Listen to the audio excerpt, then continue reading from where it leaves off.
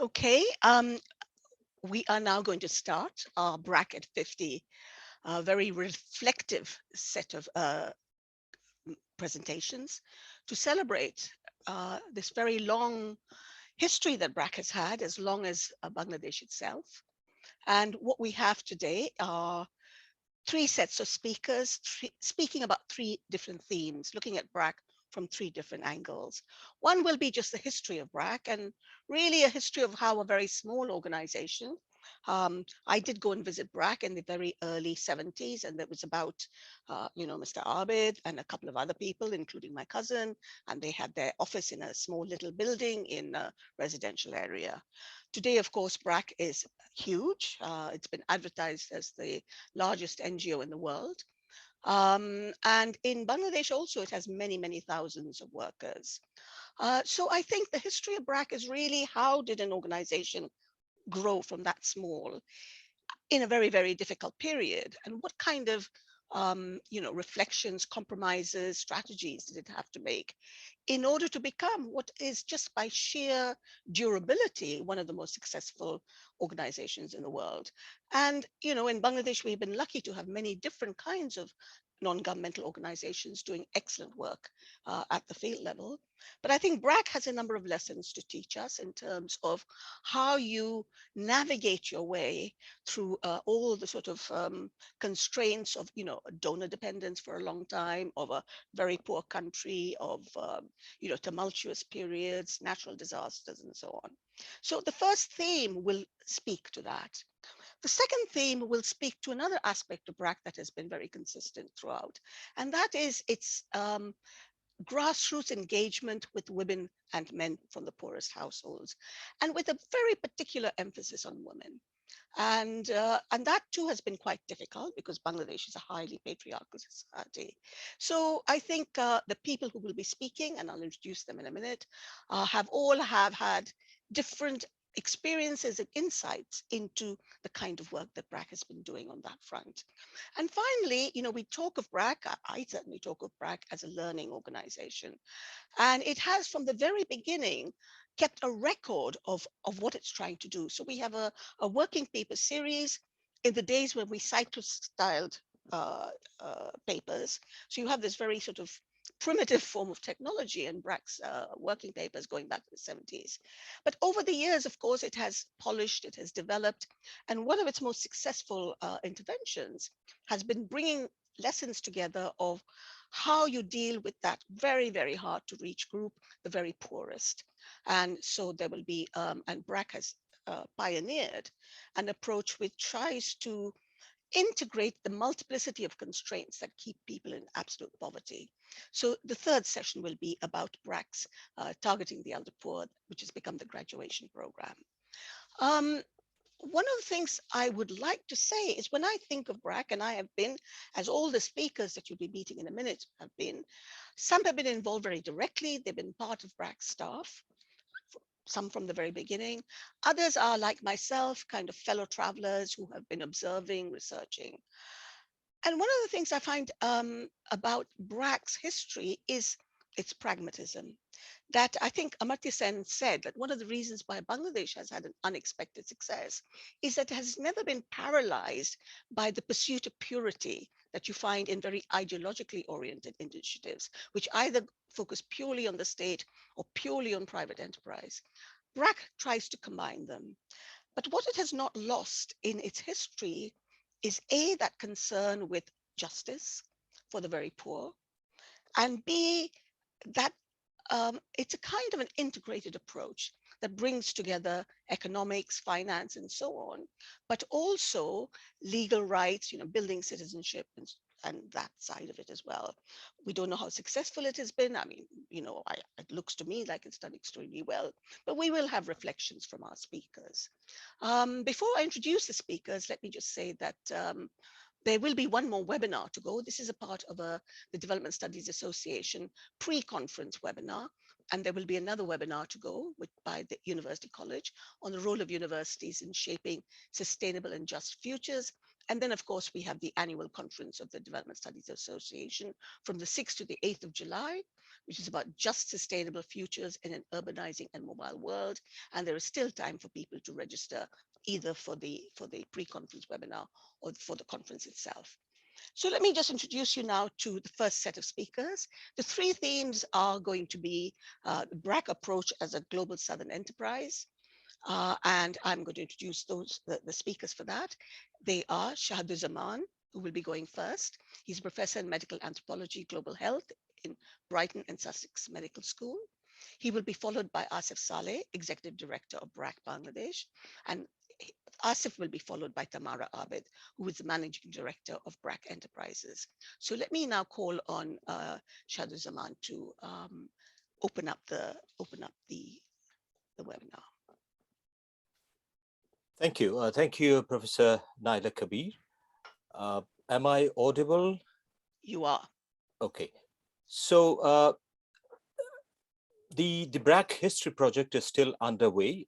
So what I'll try to do is briefly mention some of the highlights that we are trying to deal in this project.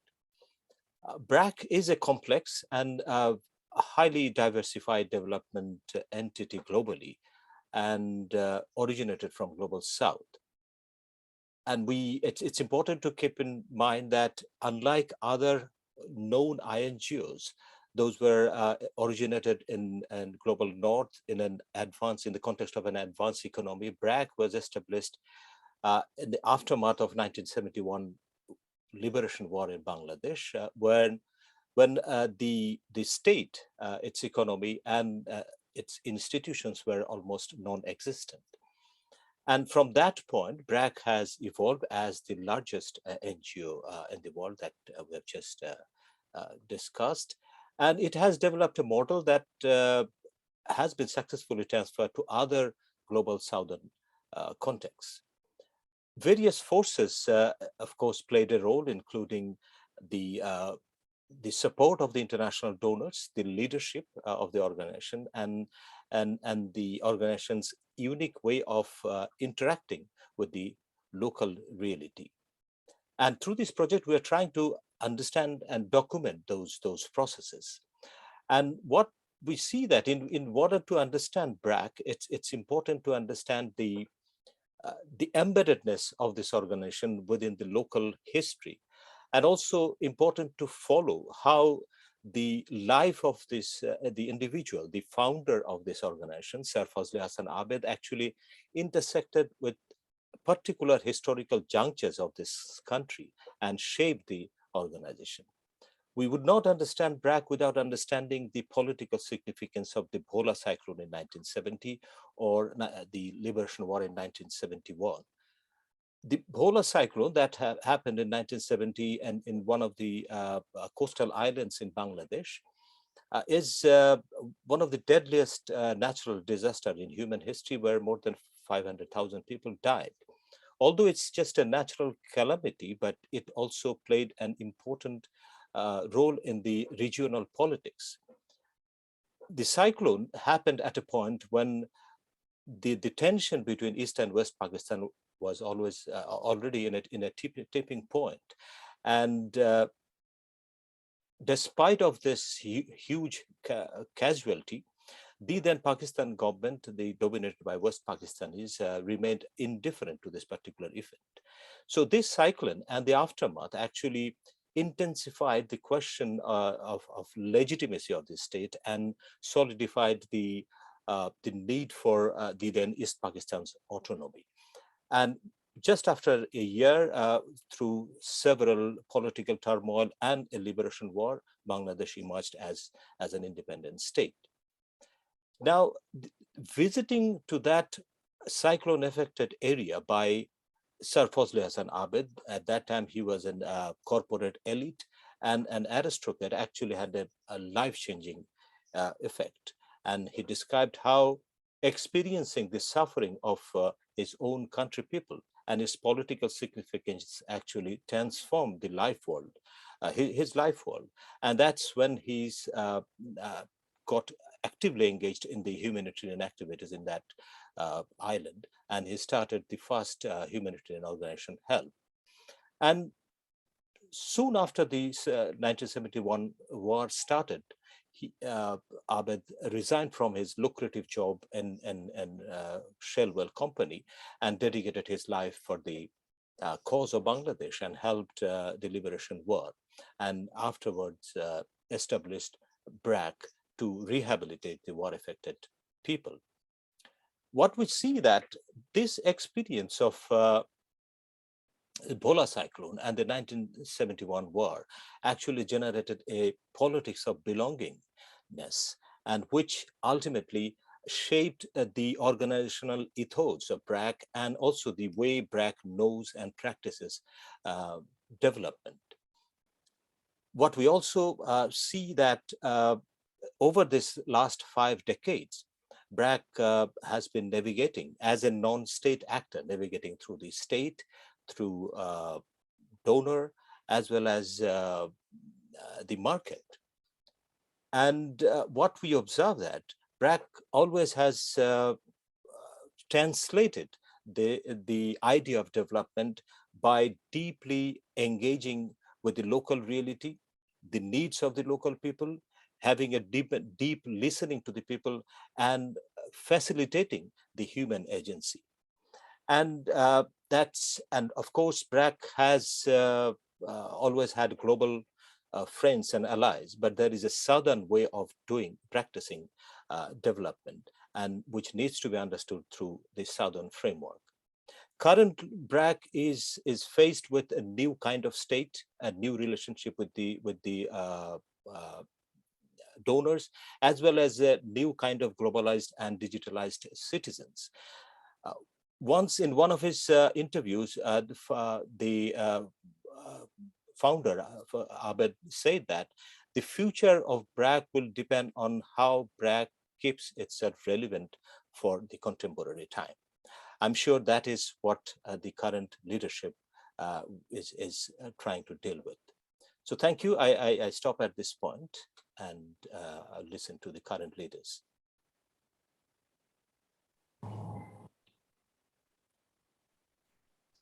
Asif, you're on now. Yes, thank you. Thank you, Dr. Zaman. And I will kind of touch on some of the very key salient points that makes, I think, the approach of Brac different from other NGOs or other development like similar organizations.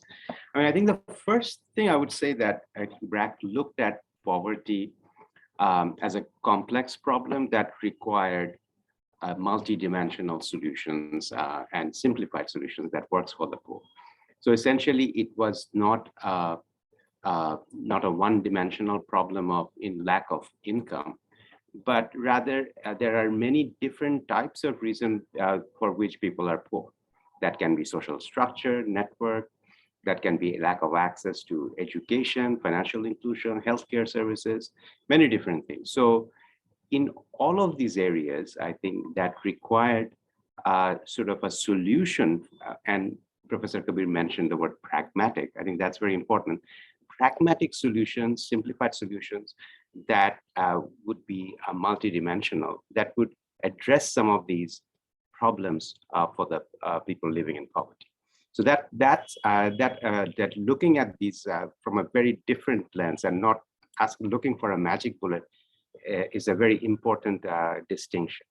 And that required Brac to look at social challenges in a way more like a problem solver, which brings me to the second distinguishing factor, which is its approach has been always much more longer term rather than short term. What I call it, like, rather than being proposal driven, it's actually a problem driven approach.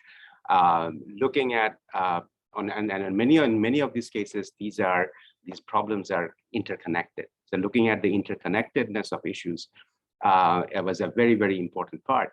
And it may have come up with a sets of activities by trying to resolve a problem, but then it saw that there are other sets of activities, other problems emerged as we solve sets of issues, and that required a newer sets of activities. For example, when we were looking at the issue of population control.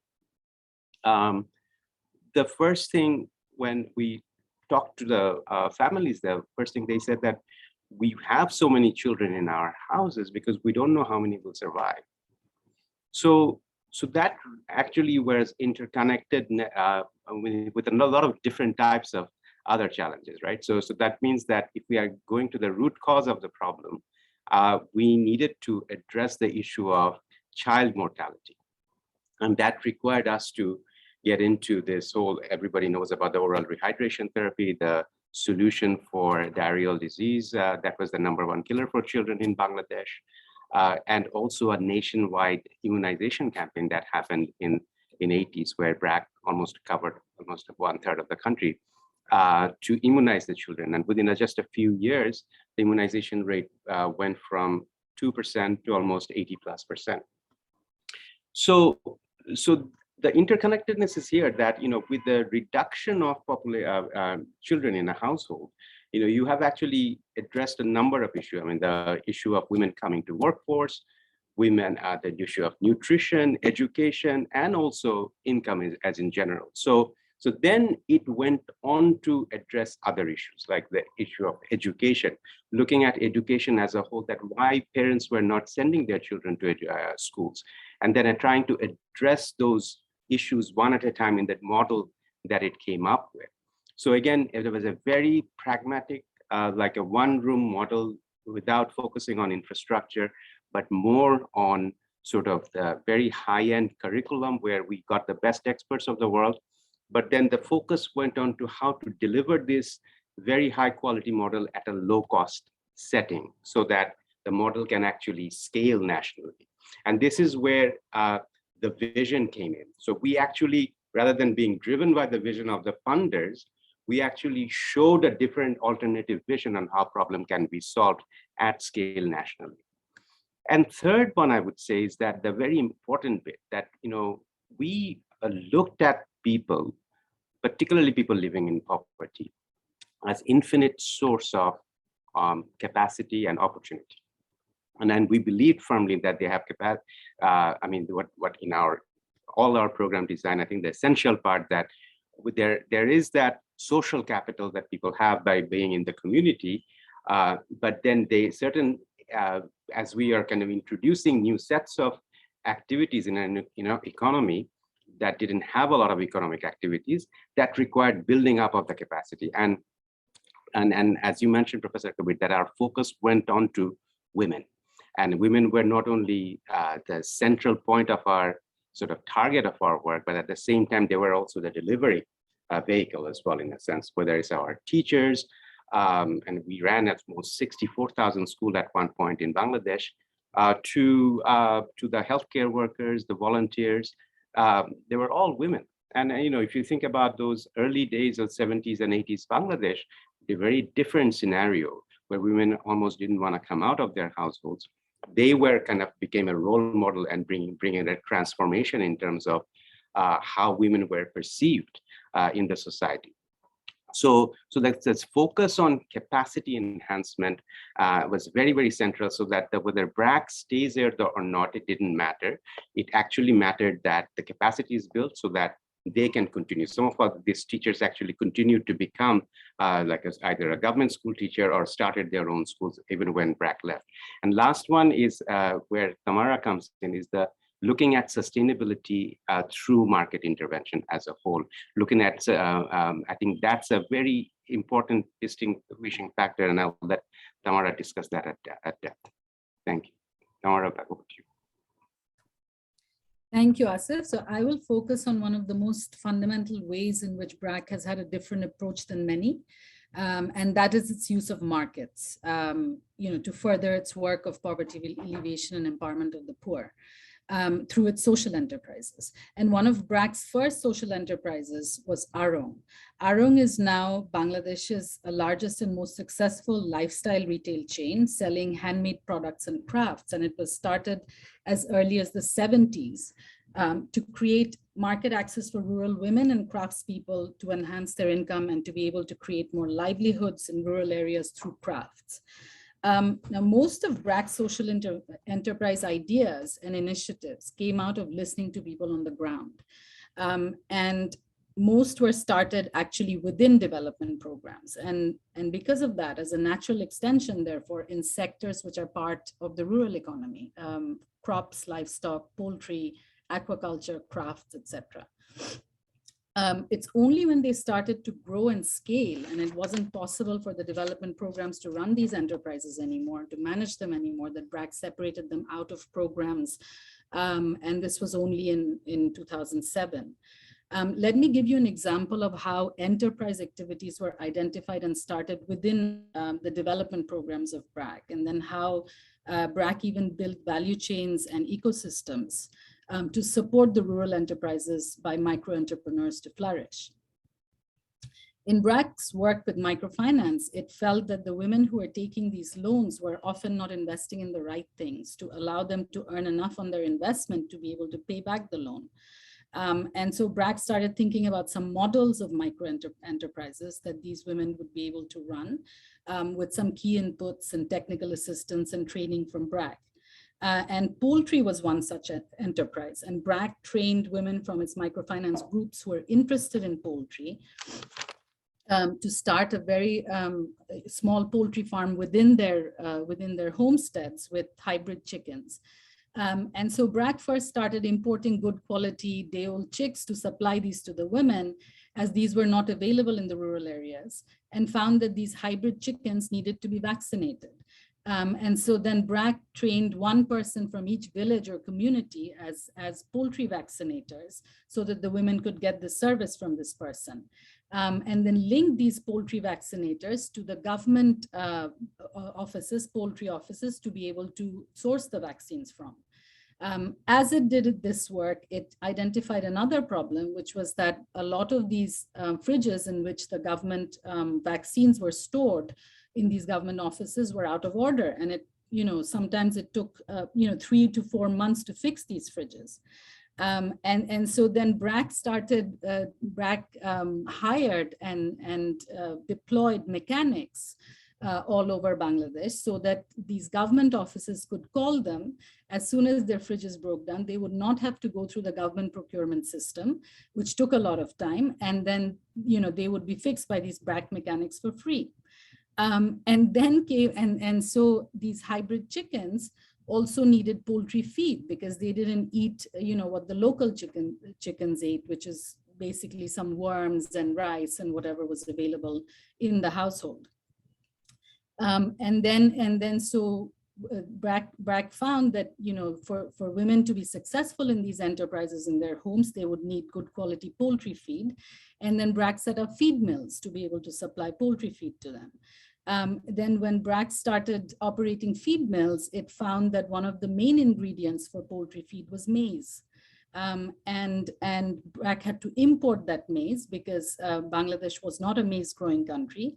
And then Brac, through its seed and agro enterprise, started working with contract farmers and training them in how to grow maize, and actually pioneered the sort of successful, extension of crops, of maize in Bangladesh. And over the years, through Brac's success in poultry, so Brac was the pioneer in sort of, this poultry farm chicken in Bangladesh, because none of the private sector had come into this. But over the years, a thriving private sector had developed in the poultry sector as, sort of piggybacking on Brac's success, and people found the courage to invest in this, foray into this risky sector. And so in 2017, Brac decided that its work in poultry was done and actually exited the sector. So let me finish by, summarizing some of the core purpose of why Brac set up social enterprises. And Brac social enterprises are set up to do any one or more of 4 things. It's to create livelihoods in rural areas. It is to create access to markets for the poor. It is to improve value chains and inputs for the enterprises of the poor. and it is to increase income and productivity of the assets of the poor, whether it's a plot of land, whether it's a cow or a pond, etc. So let me finish here. Thank you for listening. Thank you very much to our speakers. I'm going to throw it open for questions, but before that, I think there are some words that have recurred in all three of the presentations. And one is relevance, that what Brac has tried to do has been informed by the need to be relevant. The other is interconnections, how one thing leads to another, and that helps to build a kind of synergy between these different interventions. But I think at the heart of this is the other word, and I'm not sure if you used it, is bottom up. The reason that Brac could have been relevant, the reason that Brac could have built a set of interventions that spoke to each other is because its information was coming from the grassroots. So it wasn't being imposed. And while Brac has interacted, I think, with donors have had to listen as much to Brac as Brac has had to, take advice from the donor community. So it's been quite a complementary relationship. But I think myself, as someone who has studied Brac over the years, it's that very grounded approach that has made the difference to why Brac has sustained itself over the years. One other question, you don't have to answer it, it's slightly difficult, but one thing that strikes me is in 71, everybody was inspired by, a new nation coming out of a traumatic war and so on. So you could imagine why people did very well, the NGOs did very well in those first decade. What is surprising is how the NGOs that have survived from that period have each fashioned themselves a kind of a culture that has allowed them to become, thriving and so on. And I see Brac's advantage here is in the quality of its staff. So when Brac sets out to do things that might be quite difficult, it is able to do them because of the quality and professionalism of its staff. So at some stage, I'd really like to hear from anybody on this webinar what it was that has allowed Brac to produce such a very professional and committed staff. I don't think it's the pay. I'm not sure they get paid any much more than anyone else, but there is some secret there that I think would be worth investigating. I'm going to look at the Q&A, and I don't really, I just see somebody saying this is all very good and that we have a very good history of Brac and a history of its enterprise. I wonder if anyone from the panel wants to come in. No? Sure. I mean, Professor Kabir, I want to come into that issue, the capacity issue of our staff. I mean, you're absolutely right. I mean, on both ends. I mean, absolutely. The listening from the community. I mentioned the reason, the school issue. I mean, all of these, what are those problems that they're facing and how the solutions can come up? A lot of this came from there, but it was also, I would say, intersected with the knowledge transfer also that happened, because the founder also had a very global perspective of things. That was very important. I think the fact that we hired a consultant from New Zealand to do our curriculum, to make learning fun, that was as much as a sort of the founder's vision of changing the whole sort of dynamics of education from rote-based learning to a very different types of learning. But the fact that they were not going to schools because of some very practical reasons like distance, then their parents were not involved with the children's education, they didn't know what was being taught, so then they didn't trust the teachers. So all of that were, and the flexible timing, very, very important, because children were supporting their parents in the farmland. So all of those actually solutions came by listening to the sort of our target, sort of our program participants. So I think that combination is quite unique. And on our staff issue, I think the culture is a very big part of Brac, which is, as you said, that there is that can-do attitude. There is always that, okay, nothing is too big. No problem is too insurmountable. I mean, in a sense, it's just amazing how they get things done. I mean, that's very, very important. I mean, I think beyond the professionalism, I would say that it's almost this can-do attitude of our staff is what makes, even going to the remotest part, whether it was in Uganda or in Afghanistan or in Bangladesh, you would see even Rohingya camps, we actually get the farthest camps, which is the most difficult to work in. We in Liberia, we got the schools which are most difficult to get to because nobody else wants to get there. But it's our staff which makes it possible because there is that sense of purpose, and then we have to do it. And so that is very, very important part of Brac. And as it's kind of also changing generations, I think it's very important that sustaining it going forward. Sarah P. just wants to ask about the process of exploring the Brac archives. I think maybe that's a question that could be dealt with by email or something. And we can just move on perhaps to the next, because that's a kind of technical question. One thing I do want to say, though, I think when you're talking about how Brac listens and so on, I think that adoption of the joyful learning model in schooling is a very good example of listening, because we know that in Bangladesh, a lot of the schooling was by rote, it was memorizing, and it was boring. So creating schooling as a joyful experience, I don't know how joyful it was, but I know that lots of children seem to have enjoyed it. I think that is a very good example of how to make something relevant. Okay, we're going to move on to the next. Thank you very much to all three of our speakers. I think that's a very good start. I'm going to now move us on to the next session. And this is about gender equality and women's empowerment, a critical reflection on the Quiet Revolution. The Quiet Revolution refers to the title of a book that the first speaker wrote in 1986, and I think she'll tell us a little bit about what was quiet about it. So our first speaker is Marty Chen, adjunct lecturer in public policy, Harvard Kennedy School, and senior advisor, and actually was for a long time director of WIEGO, the Women in Informal Economy, Globalizing and Organizing. She will be followed by Sohaila Nazneen, who's research fellow at the Institute of Development Studies at Sussex, and then Nobonita Chowdhury, who is director of the Program on Preventing Violence Against Women Initiative and Gender Justice and Diversity at Brac. So Marty, over to you. Thank you so much, Naila, for this opportunity. From the very beginning, Abed Bai, I will refer to the founder as Abed Bai, Sir Fazli Hassan Abed.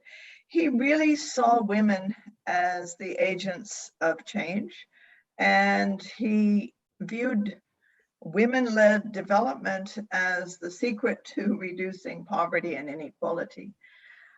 So as far back as Shala, the area where Brac was started in 1972, the work began largely with women from poor households, also men, but largely women. So much so that when an English journalist came to the area, Shala area, 2 years later, she wrote that she saw what she called the seeds of a quiet revolution, and starting in the village women's lives. And this included women were receiving functional education, a la Paulo Freire's Pedagogy of the Oppressed. They were beginning to save on a daily basis just handfuls of rice to build investment funds for their cooperatives, which were also formed in Shala. And a year later, in 1975, Abed Bai asked me to join Brac to help plan and lead the women's program, which I did from 1975 to 1980. I should note that Abed Bai and I had worked together on cyclone relief after the Bola cyclone. So we were known to each other, and I had been living in Bangladesh for some time. So during those 5 years, the second half of the 70s, with Aisha Abed, with Aminul Alam and other Brac colleagues, we developed the women's program, not just in Shala, but also in Jamalpur, sort of central North Bangladesh, and Manikganj, east of Dhaka, which was, west of Dhaka, which became sort of a laboratory for Brac's integrated programs. And what we promoted was a mix of social development. We helped form organizations of women and women leaders inspired by the Freire pedagogy. And we introduced economic development, taking women's subsistence activities and making them commercial.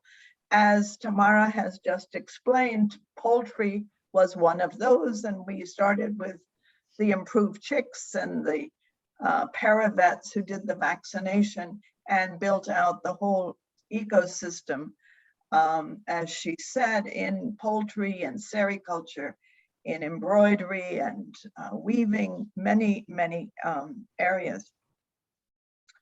And I wrote a book on those early years called A Quiet Revolution, as Naila has said.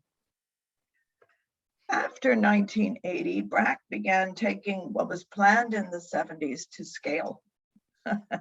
And notably in the fields of microfinance and health and education, but also economic development, as Asif and Tamara have presented. And the social enterprises helped to build these ecosystems around supporting women in their economic activities.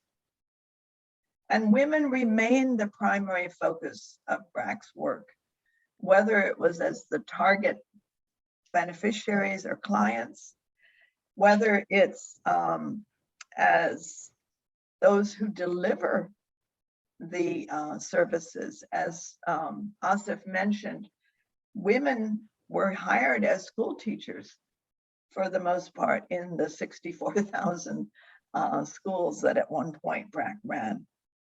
So this panel is going to reflect on how far the quiet revolution has progressed and how much it has changed the lives of women and the wider culture in which women live and work in Bangladesh. So to set the stage for the panel, let me provide a few indicators of gender equality and women's empowerment from the early 1970s to now. When we started working in the 1970s, women were not in the market. They weren't in the weekly markets. They weren't allowed to work in the food for work. They were doing housebound, homebound activities, but not out in the marketplace. So in the early 1970s in Bangladesh, 16% of women were literate. Women's life expectancy was 46 years. Women's labor force participation was less than 25%. And as I said, women were excluded from the labor market, the market economy, and from leadership roles, by and large, most women. Today in Bangladesh, over 70% of women are literate, and Bangladesh has achieved gender parity in school enrollment. Women can expect to live to 75 years of age.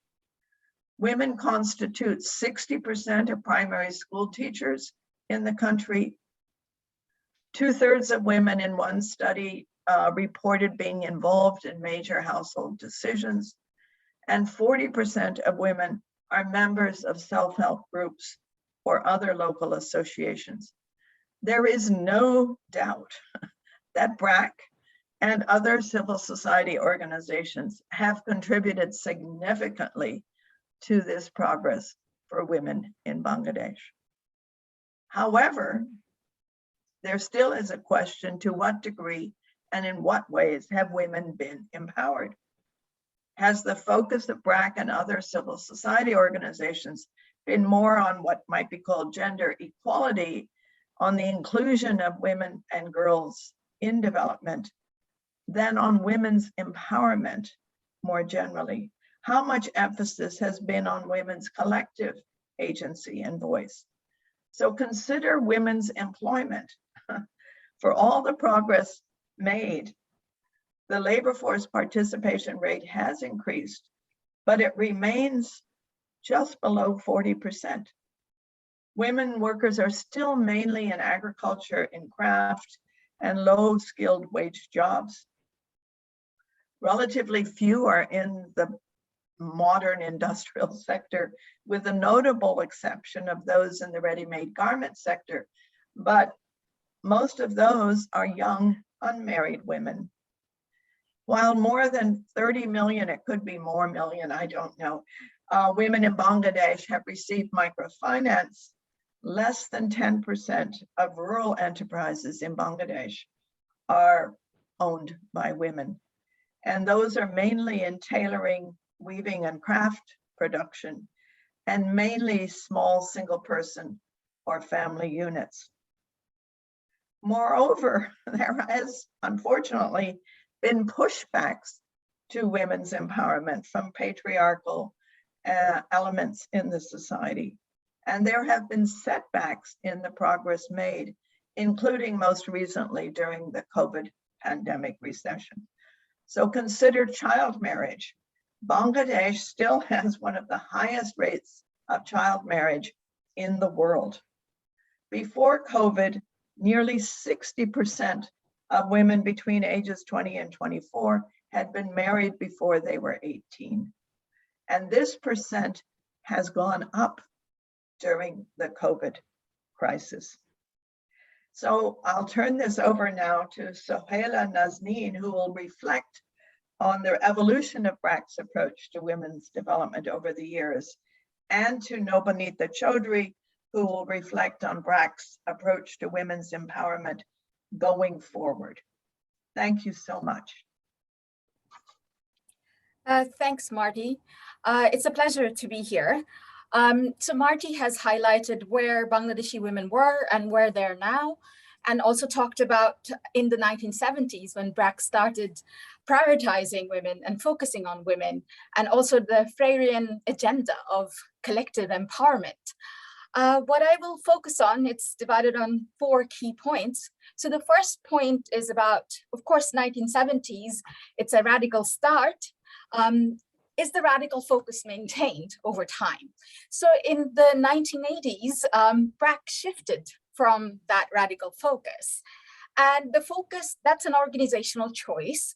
And we need to explore what's happening there in terms of why does the focus shift. The focus becomes sort of focusing on individual women's empowerment through provision of information, provision of services. So in terms of health, education, credit, and also engaging women in market-led activities through home-based activities, but also sort of small enterprises. This approach, of course, allowed Brac to scale up quickly. So you heard from Asif and Tamara about the vision of Brac in terms of scaling up, but also Brac always had a sustained focus on efficiency. Efficiency is one of its goals, and Brac has retained that over time.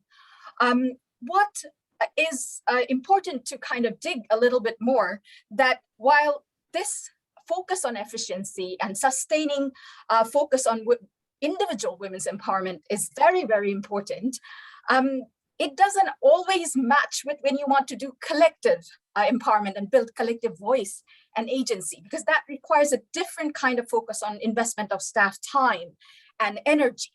So I'm just going to highlight a few of the studies that were done on microcredit delivery and sort of analysis of how things have shifted for women. So if you look at the studies from 1990s and then also in the last few decades, there's a lot of focus on has decision-making power of women shifted within the household, which we see, focus on do women become more aware about their rights, which we also see. But there are also, these studies show that there are also tensions in terms of the parameters within which the staff had to deliver the work itself and the dilemmas that the staff were facing in the delivery. So for example, how do you address when women borrowers face violence from their husband? Do you have that time and flexibility to address those issues? There are also issues around local patriarchal norms that sometimes you have to accommodate for the program to be able to function in that area and not face a backlash. There are also studies that highlight for a lot of the staff, the focus on women they also view it as instrumental for success of the program. And so that's something that has always, there has been a tension in terms of how you function as an organization. And the emphasis on service delivery and efficiency and scaling up may not necessarily always dislodge the way the staff may be viewing how you look at women's empowerment, particularly if you're emphasizing individual women's empowerment. So let me move on to the next point. So this is kind of a setting of emphasis on women's empowerment itself. The next point is about basically, while this is happening, that doesn't mean that Brac did not address or completely left its expansive goals for social change. So if you look at the Human Rights and Legal Education program, that was innovative. In some ways, it helped to address violence against women in terms of individual women. Brac also tried to build platforms for women to connect them to the local government. So if you look at Policymakers program, that was trying to do that. But these platforms were mainly for working with the local elite, not necessarily confronting social power structures or power holders. So reflecting on these choices, what is it about? So we talked about Brac being pragmatic. So the stress on service delivery in the 1980s and 90s that helps Brac sustain the program while it gets on its feet in terms of being able to cover its costs, right? You need to sometimes tailor your agenda. The stress on not rocking the boat too much at the local level in terms of addressing local patriarchy and focusing on women's empowerment is to ensure that you don't face a backlash. This not stressing too much in terms of collective empowerment is also about basically ensuring that you don't get embroiled into local politics. So that brings me to the last point. What does it mean for the future? You heard from Marty that Bangladesh has addressed successfully the first generation challenges, but now we are facing second generation challenges in terms of good jobs for women outside the home, in terms of the bodily integrity issues that we talk about. And that requires a different kind of focus on collective empowerment where women collectively can organize and voice their concerns in the market. And also, how do you counter the organized patriarchy that we are seeing in terms of the religious forces that are coming up? That's a very different kind of challenges. And we are facing a culture war, in a sense, that we have to counter. So what that means is sort of looking at, are we ready? Is Brac ready in terms of these new challenges? So Nobonita will talk about these in terms of what's Brac doing now and where we are going. So Nobonita, up to you. Thank you, Sohela Appa, and I'm very glad to be part of this discussion, and thank you whoever joined in here. When hearing to Marty Chen, I was thinking as she had been the first one brought in here in Brac to design women's development program, I may be considered as the last one during Abed Bhai's time who has been brought to lead and design such program. As many of our panelists already mentioned, when Brac started in Bangladesh, it was a cyclone and war-ravaged country with very bleak numbers from literacy rate to life expectancy, and Bangladesh was almost at the bottom of the list for all those indicators in the world. So raising the number to girl child enrollment in school to almost 99% in a country which then had, 5 decades back, only 16% women having literacy, or raising the life expectancy of women from 46 to 75 in last 5 decades, prove the success of the enormous amount of work which has been done in different sectors by government and organizations like Brac, and also why Brac, being a non-governmental organization, had to scale up so much in those early decades of the newly born country in education, health, financing, and so on, when government actually did not have the capacity or strength to reach the remotest parts. And Dr. Sohela Nazneen also spoke about why it needed to unify women, turn this development work often as movements. But has the movement brought changes, enough changes? Can it be considered as revolution, silent or not? Of course it has, because astonishing number itself speaks for that. Has the change been enough? No. No chance to be complacent, no chance to stop. At least that is what our founder, Sir Fazle Hassan Abed, our dear Abed Bhai, made very clear to us for last few years before his departure. I was brought to Brac to design a new program, to create a movement against patriarchy. Maybe, as Dr. Sohela Nazneen mentioned, the second generation of challenges, maybe, how it's so much important now to target patriarchy and to set your goal to change norms. And keeping in mind the word patriarchy involves such a broad spectrum, and it is such a overshadowing demon around the world that I don't think many would have dared to specifically target that.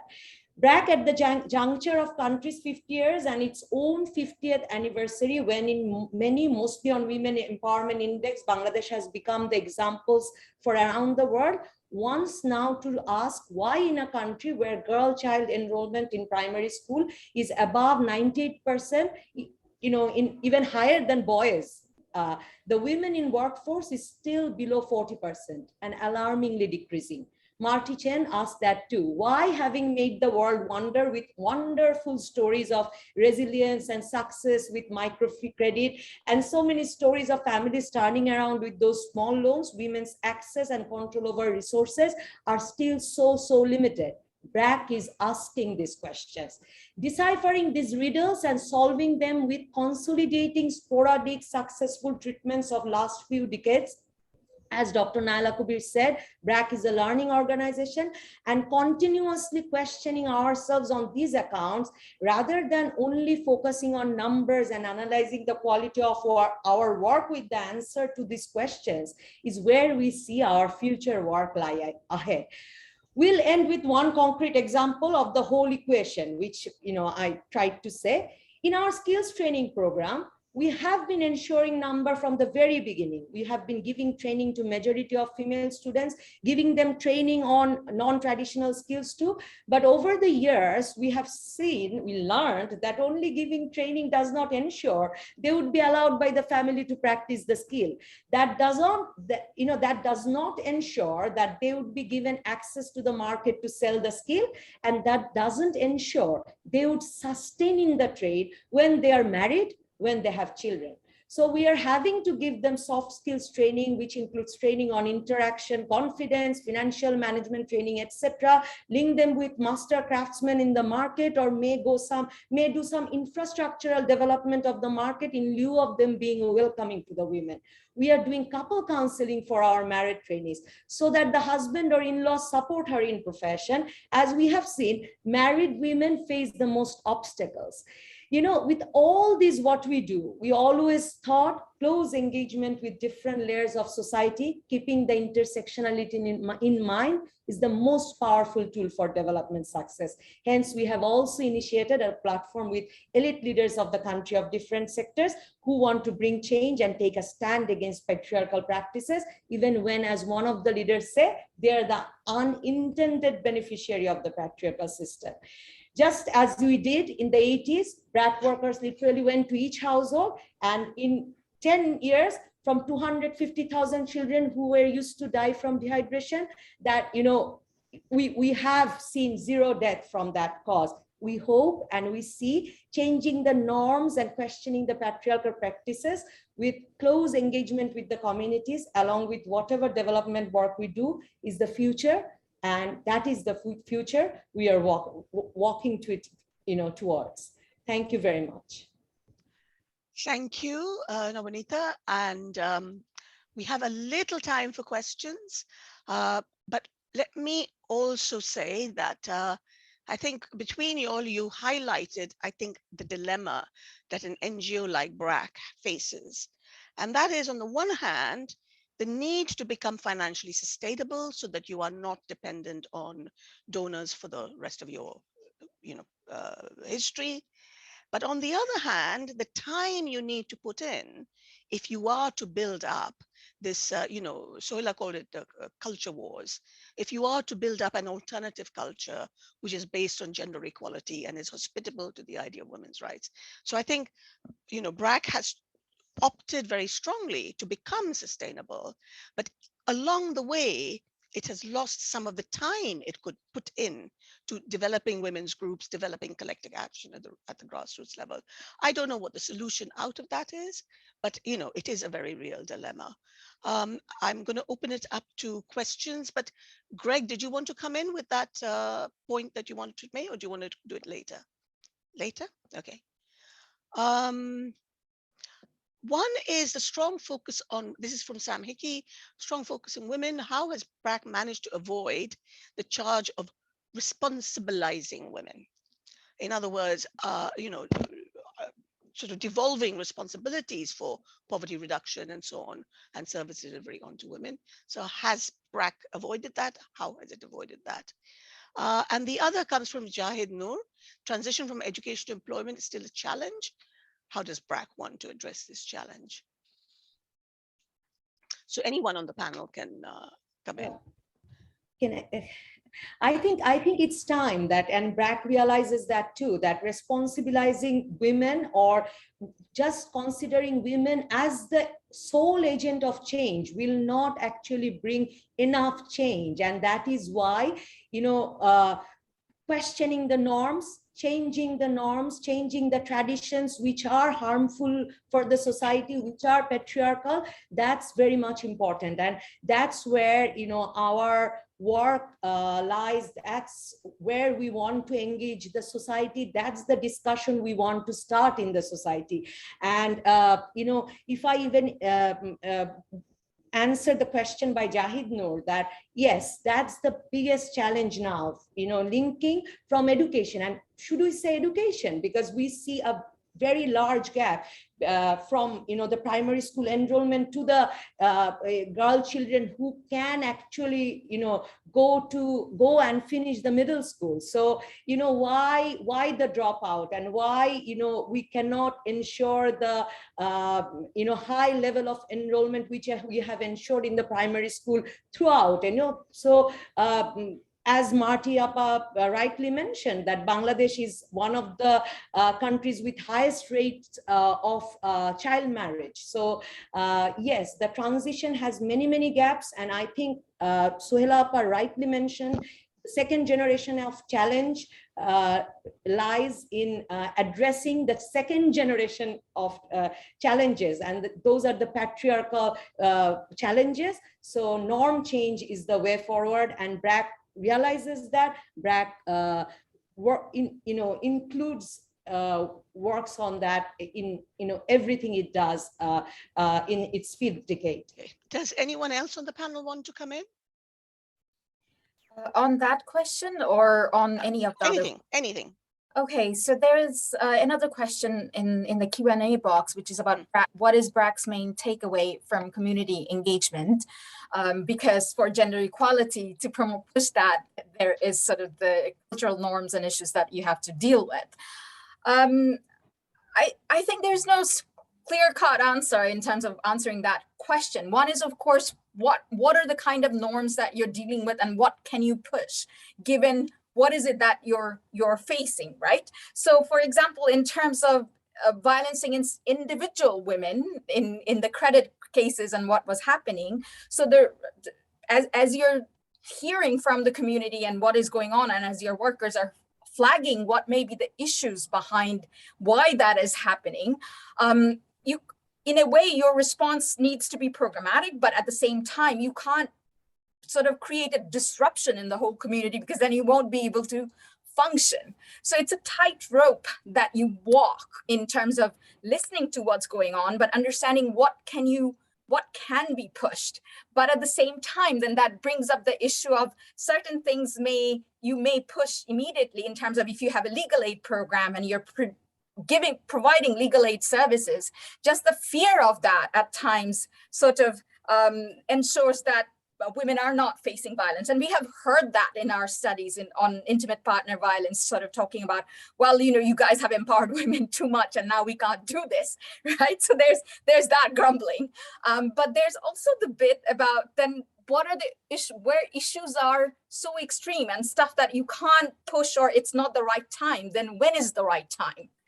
How long do you wait, or do you make a radical push and say, we are going to kind of do this? And how do you bring the community on board for that? Yeah. And that's where then you have that approach in terms of what was being talked about, that different segments of the community will have different interests. So understanding that and getting the power holders on board may be useful. But the question is, would they want to come on board, and how do you approach? And I'd like to come in, actually. Hello? I'd like to come in on Marty. Yes, I'd like to come in if I may. Sure. Just 2 points. One is, and you know, it's from being so old, having a 50-year career in this field. Me and you. Is being me. One is we're not just dealing with patriarchy, right? We're dealing with class. We're dealing with capitalism.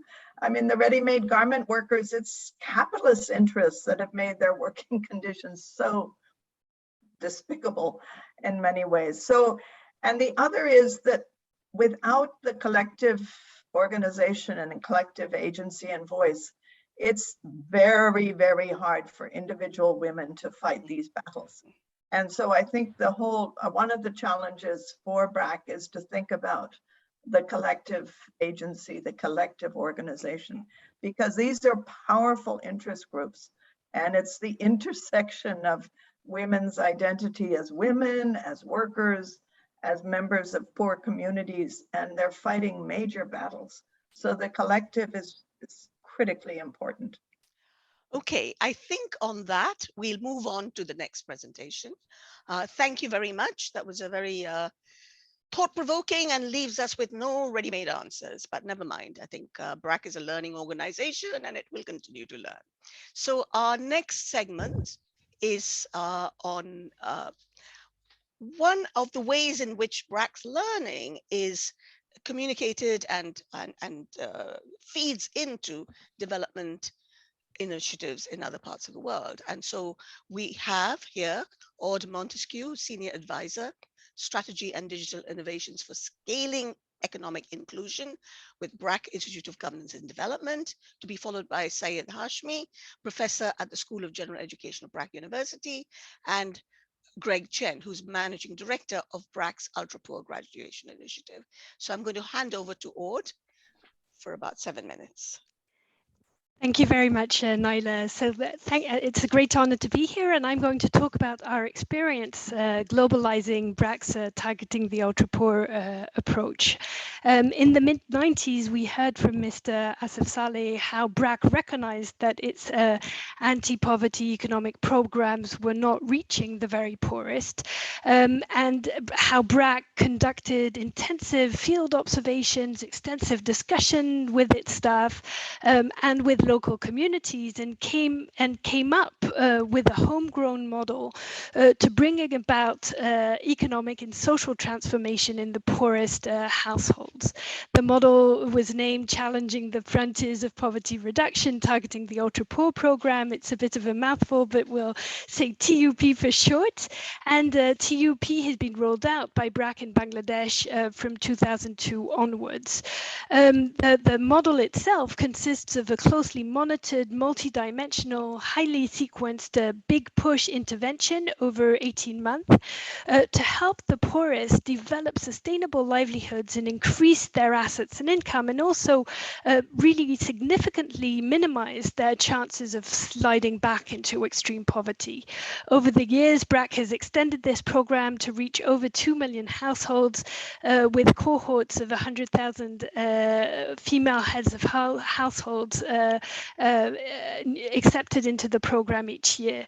Randomized controlled trials of the program have shown that there are sizable economic and social impacts of these programs, even many years after the program's end.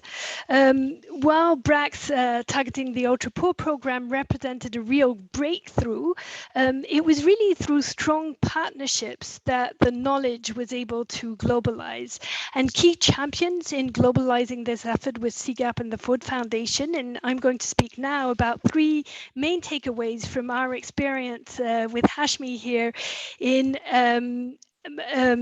really with the Ford Foundation graduation program, helping this knowledge globalize. So the first is piloting and adapting an approach with a thorough research agenda. So the CGAP Ford Foundation program started a series of 10 pilots in 8 countries, involving a broad range of partners and with very thorough and extensive research efforts. There were randomized controlled trial impact assessments in 7 of the 10 pilots, and then qualitative research in 9 of the pilots, and mostly under your stewardship, Naila, to really try and understand and unpack the stories of change in very poor people's lives. Although Brac's program was obviously the model, CGAP took very careful care in adapting the program to changing contexts while remaining true to the vision of multidisciplinary, big push, time-bound intervention with a very careful emphasis on coaching, hand-holding people on their upward trajectory. CGAP started using the term graduation pathway and then graduation approach rather than graduation model to suggest the necessity of these adaptations. And all the adaptations were really designed and closely monitored with built-in research from the start to understand what was working, what wasn't, and why. The second thing I want to emphasize is that there was an active community of practice built around this pilot effort and a deliberate effort to create a drumbeat about this initiative from the start. CGAP was really able to leverage its unique position within the World Bank to convene others around this initiative and really see a future global movement around graduation and economic inclusion approaches for the very poorest.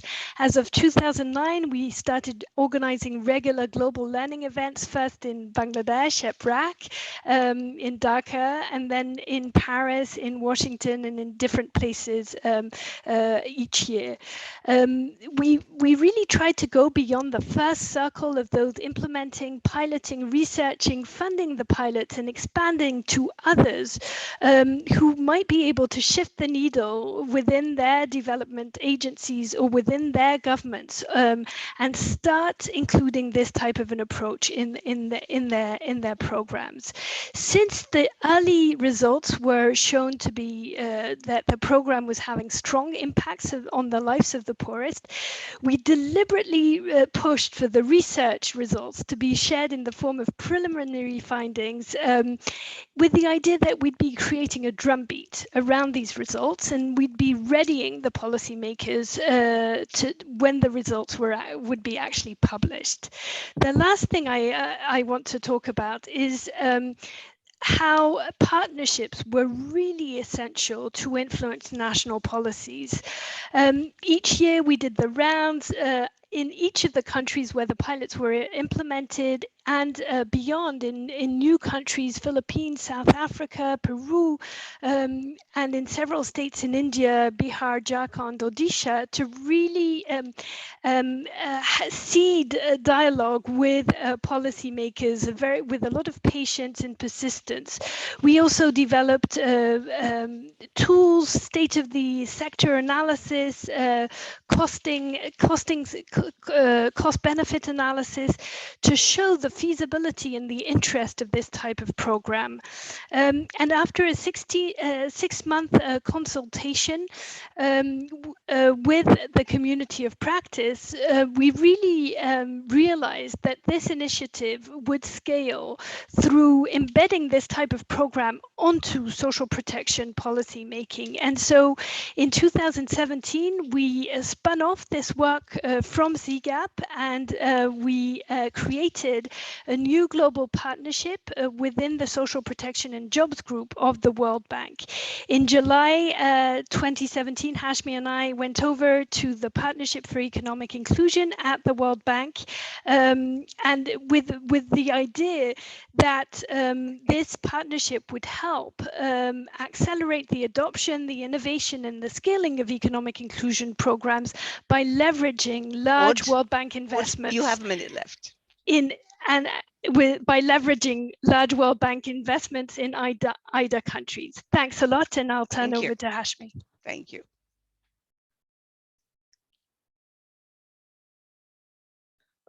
Where is Hashmi?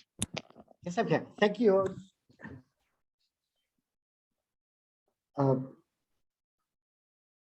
What I will do is, based on what Aude described, I just want to highlight a few reflections from this entire almost 20-year experience of getting the TUP program globalized. The first thing that's important was our understanding and our insistence that this be projected as a Southern innovation. Those of us who are in development know very well how often such new ideas, new innovations are either dismissed or hijacked, and it becomes part of Northern theoretical understanding and practice that they then tell us what to do. So from the early on, that was very important because that's exactly what it was. Brac's understanding of the lived realities of the poor. From there, trying to figure out what are the different ways that poor people are oppressed, from figuring out why are the poorest getting excluded, to coming up with, as Asif said, simplified, multidimensional responses to be part of the solution. And there, what Brac did was combine financial services, social protection, and livelihoods to enable the poorest, who many of them had dismissed as only requiring relief, ensuring that they too had a pathway to take control over the economic lives. So we made sure from the very beginning that story became central, the story of the South developing their own solutions. The second thing that was important was the partnership with the North, but a partnership that depended completely on an understanding of equality of relations, where it was the South coming up with ideas, depending on the North to better expand those ideas and communicate it abroad. But South and Brac remain central to the discourse. The third thing was, what we did was, rather than limiting this to be the backstory and Brac communicating only with the North, we formed a broad coalition of actors from the South. So a coalition of NGOs and practitioners from the South started owning this.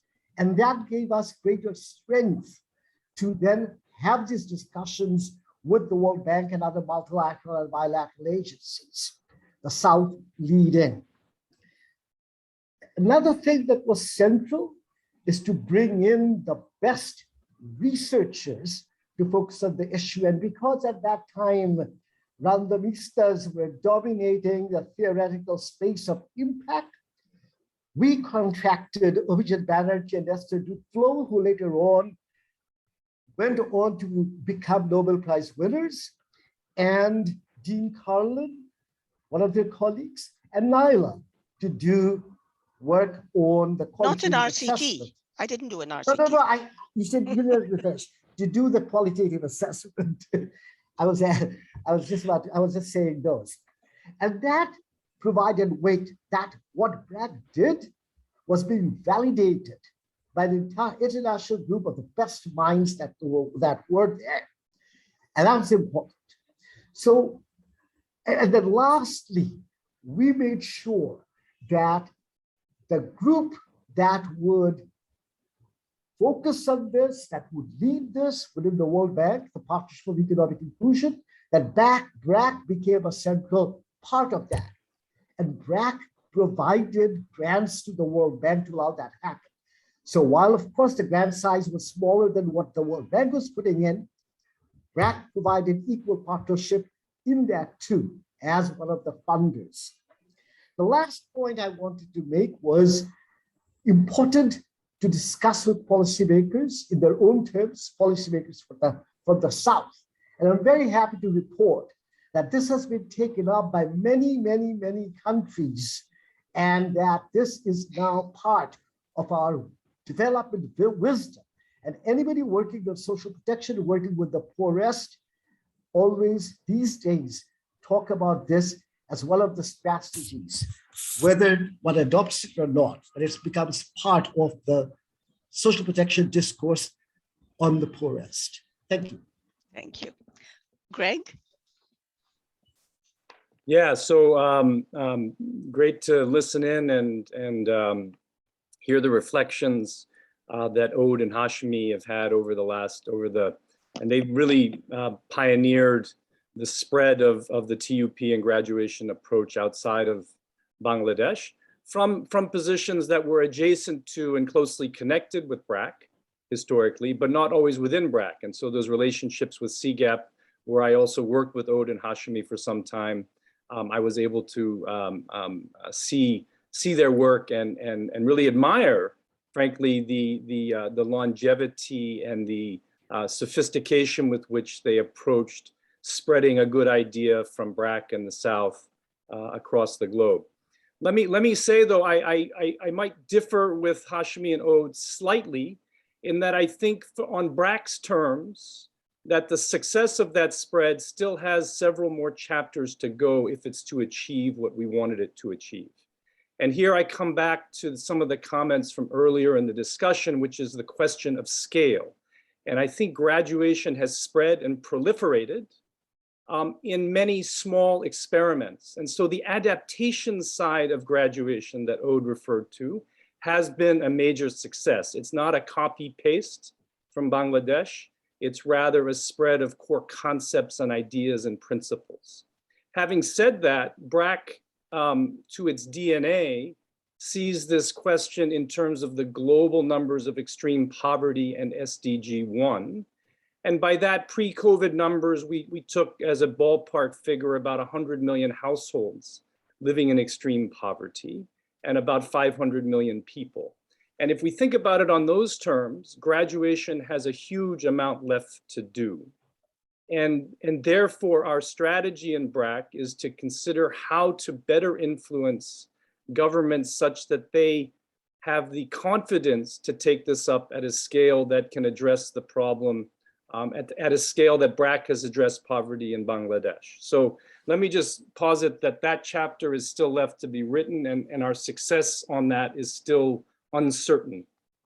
There are a few observations about a global South NGO going and trying to influence and persuade the world. There are advantages to being a global South institution and disadvantages.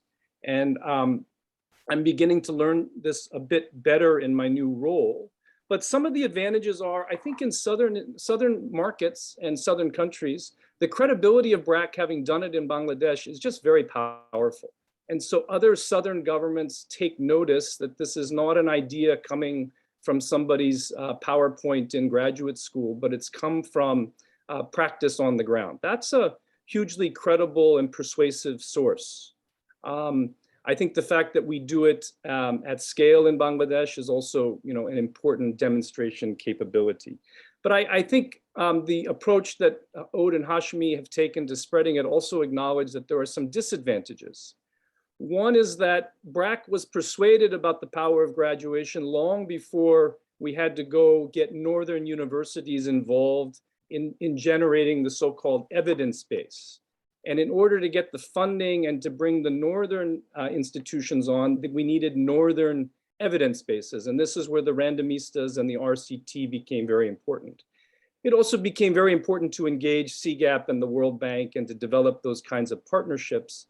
And I think that's a very sophisticated, long-term dance. It doesn't happen just because you think it's a good idea. It takes many years of building those partnerships and spreading that influence. And so I just reflect back on some of the real advantages Brac has in going into this, and to remind ourselves that we've got still a long way to go for the graduation work to fulfill its true potential to make an impact outside Bangladesh. I think we've got a great chance to do that in the next decade. So let me stop there. Thank you, Naila. Thanks very much to our panelists. And obviously, addressing extreme poverty is going to be one of the most challenging. So it's not surprising that there's a lot of, hiccups on the way and a long way to go. I don't think that's anyone underestimates what you're trying to do. There are a couple of questions, and I don't know if any of you would like to address it. And the 2 or 3 questions are revolving around Brac's relationship with the government, particularly the Bangladesh government. How has that played out? And to this panelist, this last panel, I my own question, and that is, when we start talking about the poor, the ultra poor, etc., we lose sight of what's happening to women in these poor households. And I'd really like to hear what the graduation program, as it gets its eye on the issue of gender inequality within very poor households, because we didn't hear anything much about that. So over to the panelists. Let me respond to this. I'll start with the second one. As Sohela and others were talking about, the way it happened in Bangladesh in the first instance, the first step was to provide resources to women, psychological support and everything, so that within the household, they would be more confident and assertive. But then the second, and of course, managing their own economic lives. The second level would have been getting them organized and building collective agency. And I just want to say that while maybe Brac hasn't gone that far for various reasons we've heard, I've been following very closely the replication well, I wouldn't say replication, the adaptation in India. In Bihar, for example, it's a government, the state government is leading this. And the state government has used its own finances to make this, to have the program include 100,000 women, and now it's expanding. And within that framework, they use the SHGs. They have the poorest women be better integrated in the SHGs, women running producer co-ops or producer companies, so having greater control over their businesses, being part of the value chain, women mobilizing for maybe not for major political activities, but definitely local government, demanding rights at the local government level, electing at the local government. So this is an indication of what we were talking about, how to get to the next step. And the next step definitely has to be, and this was as part of Brac's DNA, it just hasn't happened, where you build collectives, you build collective organization, and you build collective agency to bring about, to have some transformation in existing structures of oppression.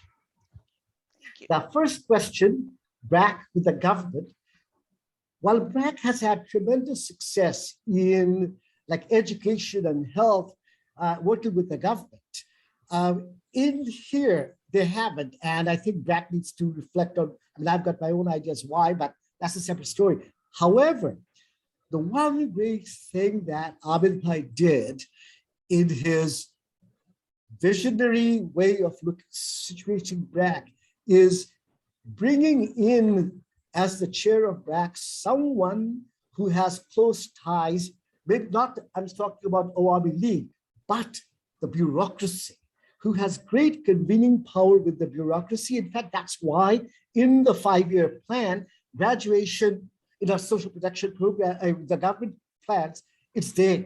So now the next step would be working on that, making sure that graduation, and for Brac, it's not just graduation, all of social protection. And I think we're at the cusp of that happening, far greater, closer coordination with the government. I can see it happening. Thank you. Any other comments? I'll just see if there's any. No, most of it is really, the last few questions are all about Brac's relationship with government. And I wonder if Asif wanted to come in or. Yeah, sure. I mean, I think, yeah, and I just want to echo that on the graduation side, it's an ongoing work in progress. We are sort of making a bit more headway in terms of looking to see if we can help the government in targeting. So we have changed our strategy rather than trying to sell the entire model, looking at parts of the model. We just recently got sort of an approval from the Social Affairs Ministry to identify people with disability in the community who can work and get the sort of the government allowances. So it's a small step, but it's the first step towards getting sort of Brac's community power involved in the targeting process, which is one of the major areas of challenges in this kind of social protection program. And the second thing is, I would say that, it has been quite complementary. The relationship with the government historically has been. I mean, I talked about the immunization where the entire country was carved up, and government took a role, and then Brac was given a side of the country, and we did the delivery. But at that time in the 80s, the state's capacity was a lot less. Now sitting in 2020, there's a lot more capacity. Bangladesh has grown has become more prosperous. So and also sort of some of the needs which required our national presence that is not there anymore. So on one hand, I think there are emerging problems that, like youth unemployment. What are the solutions? I think government is working with us and also looking for models that they can take up on. There is like adolescent clubs that we started in the late 90s. Just government in this year's budget has took that model and have allocated budget for 6,000 adolescent clubs. They're implementing it, but I think from a model development and selling the model and demonstrating through advocacy, there has been big successes in that, and also in pre-primary education, and then now we are working on the ECD. So those have been very, very useful examples. And also recently we are for the first time doing our school implementation for out-of-school children at the one-room school model that we talked about, and sending them to the formal schools with the revenue budget from the government in 2 districts. So that has never happened before. So this is a shift from donor funding to government funding to implement some of the existing models. Thank you. Okay, thank you very much. Well, we just have a couple of minutes, and I'm going to take up one of those minutes to go back to the question that Sam Hickey posed about the responsibilization of women. We come up with these concepts in academia, but they don't always apply in the same way across the world. Giving women responsibility as service providers in Bangladesh, requiring women to take on loans, etc., was actually quite important in breaking down the barriers to women's mobility and opportunity. And the only way we could have got these services to women is through other women. So the word responsibilization, yes, I can see that women were taking a disproportionate responsibility for some of the progress that has been made, but it was also quite an important way of bringing them in to the mainstream of development, whereas up till that point, and even up till today, they remain, if not on the margins, but really on the sidelines. And I think this business of getting them out into the public domain more safely so that they can avail themselves of a wider range of opportunities is, for me, the next very big challenge. How does one make public space safe? Okay, that's my little 2 cents to this conversation. But we have exactly 1 minute, so I'll just say thank you very much to a great set of presentations from people, very much embedded within Brac, but also, as I said earlier, fellow travelers who have been researching Brac and are aware of its limitations, but also its enormous strengths. And just the staying power of Brac, I think, speaks for itself. So goodbye, everyone. And I hope you got all your questions answered. Bye-bye. Thank you.